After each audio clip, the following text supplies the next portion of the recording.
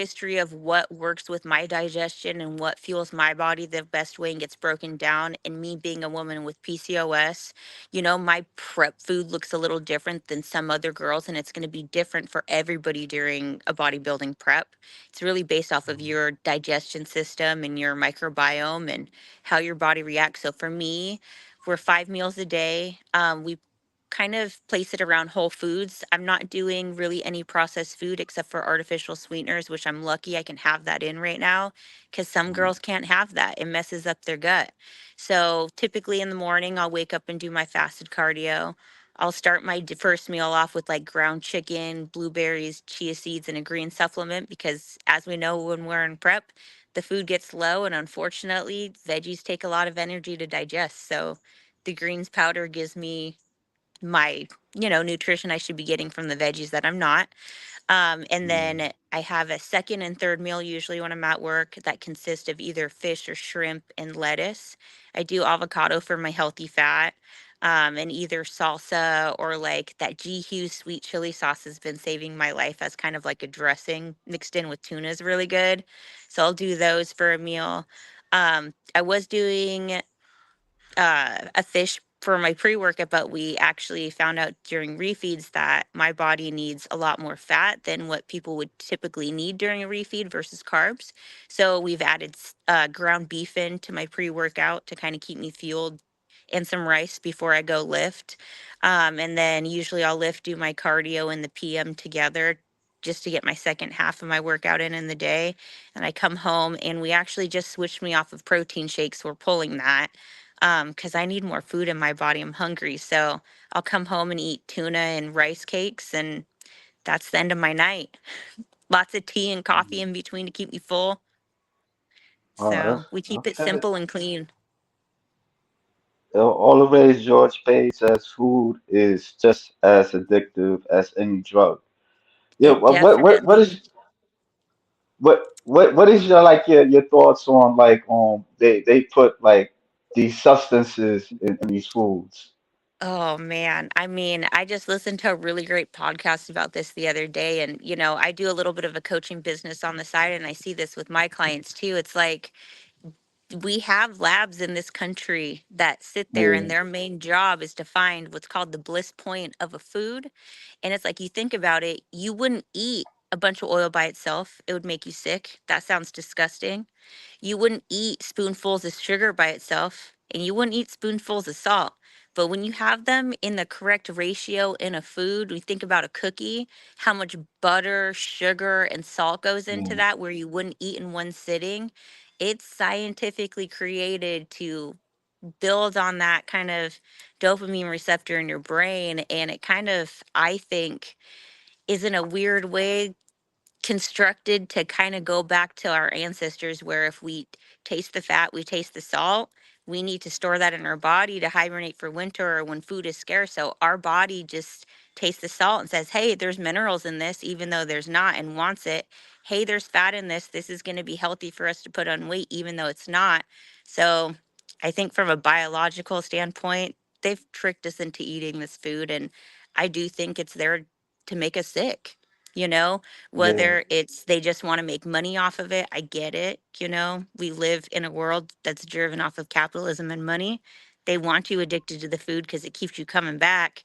But I do think it's kind of coincidental that the same people that fund the research for the food are owning the companies that make the drugs and the insurance companies that keep us sick. So if you ask me, it's all kind of connected. I mean, it's yeah, undeniable yeah, right there. yeah. I remember I used to work at McDonald's, and like the customers, they would come like every day, like especially Yeah. like the high school kids. They would Yeah. I always mean, just get the that was same me. I order, remember my chicken first nuggets. job. Yep, Burger King. I would have to get off before my job, way out of high school. I Yeah, needed my large Coke. I had to have it. And I needed my chicken fries, and I needed a large fry, or I could not start my work shift. And it was every single day. And mm, that's what made me happy. wow, wow. Mm-hmm. Yeah, all the way George Page. I was thinking she was in her 20s. Yeah, you do look like you're Thank you. in your 20s. I will Yeah, take that. I'm 31. When you yeah. moisturize your skin, you drink your water.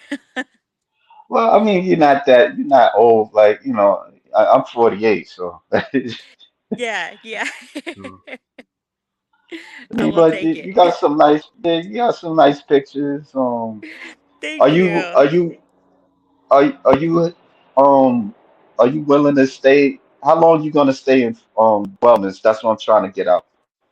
Yeah, so I really, it's my first competition season. I'm going to see what the judges say, but when we were talking to my coach, kind of trying to decide what division I would fit in, I definitely genetically am dispositioned to putting on muscle fast. And it's always been in my lower body. A lot of women with PCOS find that, especially in our legs, we just build muscle like nobody's business because we have that high testosterone, the high DHEA. So I think for me, I personally love the look of wellness, both in season and off season. I mean, what woman doesn't want the curves and a dominant lower body like those beautiful Brazilian Yeah, women walking around where this division came from? That's kind of yeah. the fad thing right now. So as of right now, I do really love it, but I also admire all of the other girls. I just think my body is more geared towards this division right now, and I definitely still have some growing to do.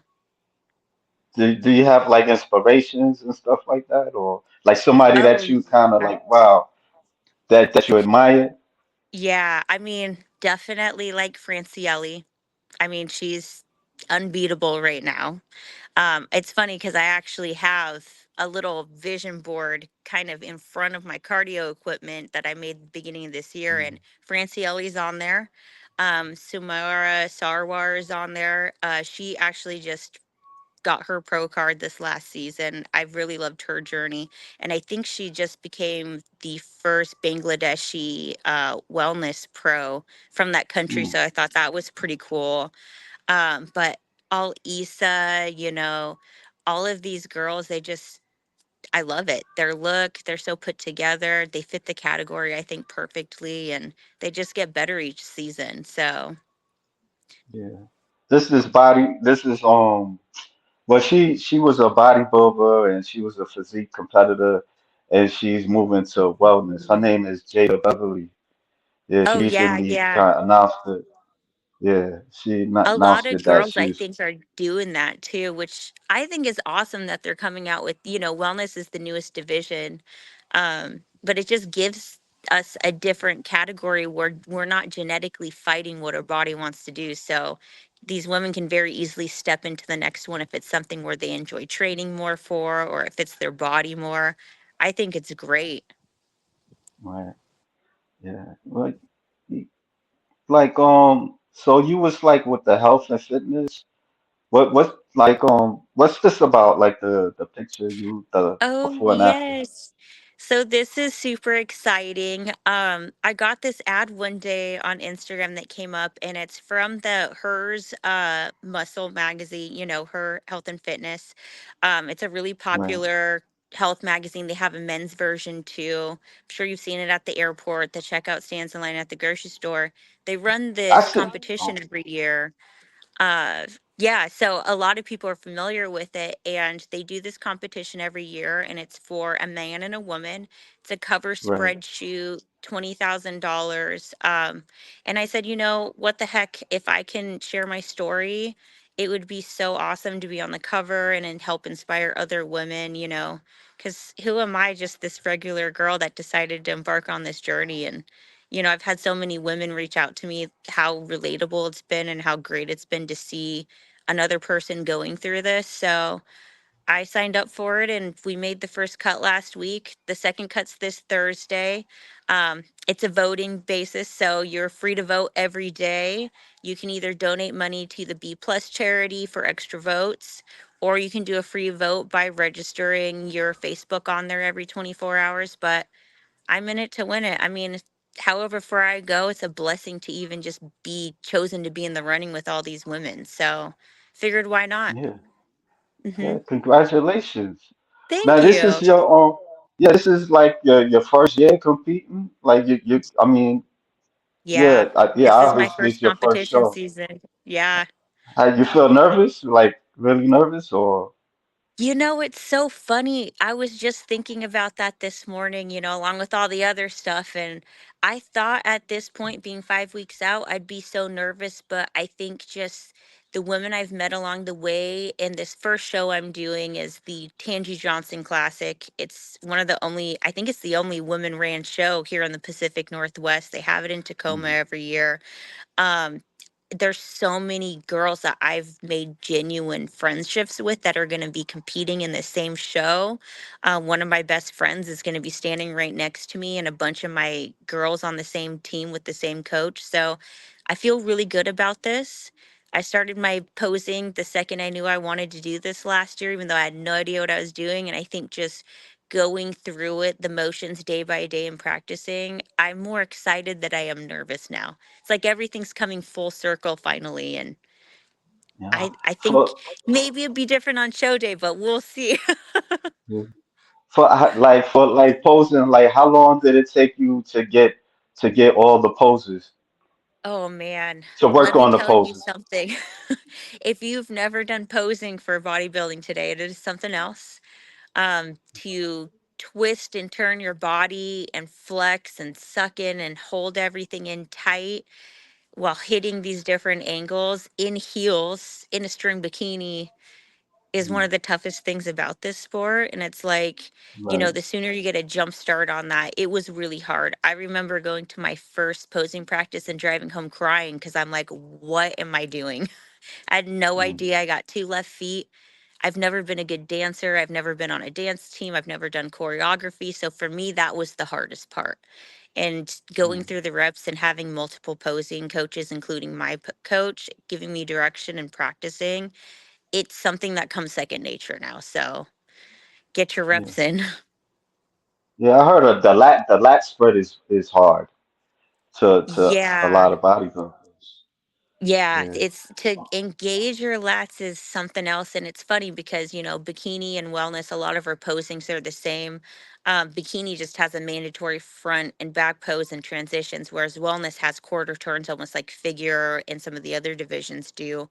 You don't do a full lat spread, but in your back pose, you do want to flare a little bit because we know the illusion of a bigger, chest and shoulder makes the waist look smaller, and that's the goal. So to be in your back pose, kind of arching your back and pushing out and lat spreading without flaring too much, there's an art to it. Yeah, yeah. I'm not in that world, you know. I just like looking at bodybuilders. You know, Yeah. I mean, I've worked out. I even recently I had a trainer, but because of financial issues, kind of put that on hold. But Oh I yeah. do like meditation and stuff like that. Yeah. Yeah. So yeah. Um, always George Page. What do you like about bodybuilding? Oh, that's a great question. Um, I could go on and on forever just in general about I Please. think the biggest thing is like the confidence that this sport gives you is there's nothing like it. Um this has comfortably been the most empowering thing I've ever done, especially as a woman. Um it just feels good, to accomplish those goals. And I think what I didn't expect out of this that I really admire about this sport, even though it's a one person and you're against every other girl on stage next to you, I've made the best friends out of this. And even though we're competing against each other, we all want each other to win. So the camaraderie of this sport, even though it's so, solitary and feels so alone sometimes, it's been a true blessing. Yeah. Yeah, it don't always seem like a sport like basketball or football. It's just Yeah. different. Like with the posing, you just seeing them flex, and like even whether it's men or women, they're like half naked, and you just seeing it. And I mean, like I've seen it, in person where the crowd they get wild and stuff. Like Yeah. yeah. So I mean, and It's I'm a just whole like looking different at it. world. Yeah, and I'm just kind of like, like even like certain terms, it's like, I'm adjusting to it, so Yeah. it's different, that's all It, I'm saying. Like, it don't it's seem like extreme. it's so. Yeah, it is. It is extreme because I seen this bodybuilder and he was so huge. Like he looked at like the Hulk. Like he looked Yeah, like he the could things chase that me. these competitors, I mean, especially the men's bodybuilding, I mean, I got to give it to them with the sacrifices, to walk around with that much muscle on your body is not Right. a healthy thing. The body No, was it's not not. meant to be putting that on. The strains on their cardiovascular system. I mean, their dedication and commitment to this sport is next to nothing, and it's something super admirable. And it's like, I've talked to other people about this, when you're on a team sport, you do your sport, you got your practices, you got your teammates, but this is, you're in charge of yourself. You got your coach kind of holding you accountable, but it's 24 hours a day, 7 days a week, 365 days a year. It's mindset as much as it is physical. It's just, it does kind of control every day for you. It's extreme. Yeah, I mean, like another question I got, like like from your past experience of not not being healthy, Yeah. you're going to like almost another extreme, you being healthy, but it's kind of to another level, and you Yeah. get stressed out and fall out or anything like that. Yeah. How do you maintain that? You know, That's that's a good question. It is true. It's almost in a way, and I think to the outside person that doesn't know a lot about this sport and hasn't done the research and kind of dived into it, it's easy to see from the outside going from, a binge disorder, eating disorder, that this almost seems like a disordered eating sport as well. And I think, it's great that social media is there because it has shown a lot of competitors coming out of this that have gone back into those past eating disorders or even heightened the issues that were there before. And I'm really glad that I did a lot of the mental health aspect of this going into this to know, this is something that easily could become out of control. If I start feeling like this is too much for me, I can always pull out. At the end of the day, your health is more important than anything else. But what we're doing in a contest prep, it isn't healthy. That's why after the show, there's that 2 3 month period where that reverse out of the diet is so important to stick with your coach with. Last year, when I did my initial weight loss and lost about 50 60 pounds, we did a reverse. And I'm glad that we stuck to it because my labs, I mean, they speak for themselves going from being in the deficit to coming out of it. A big thing was my liver enzymes were super high. And when you detox that much fat and a lot of the androgens, especially estrogen, are created in the liver, it can be taxing on the body. So making sure that you're keeping up with your blood work, have a coach that's reversing you out, that you don't just dump the coach after the show, because that's where you're really primed to put on weight. You're really primed to start an eating disorder, a binge disorder, especially. And I hear a story of these girls putting in 20, 30, 40 pounds in 1 week, and that's just not healthy. So Yeah, it is one extreme to the other, but there's a way to do it. And I think the guidance of a really knowledgeable coach goes a really long way. yeah. All the rage George pays with little to no benefits. Yeah, I mean they put a lot to it, like they gotta pay for suit and Yeah. travel, and yeah, And it's that's a funny lot. because a lot of people ask me, why are you doing this? What's the prize at the end of this? Well, at the amateur level, maybe you get a gift card to the sponsorship, like the supplement company. Maybe you get a wolf pack, an overall Mm, title belt. You get a tiara that probably costs little to nothing to make and a medal if you place. But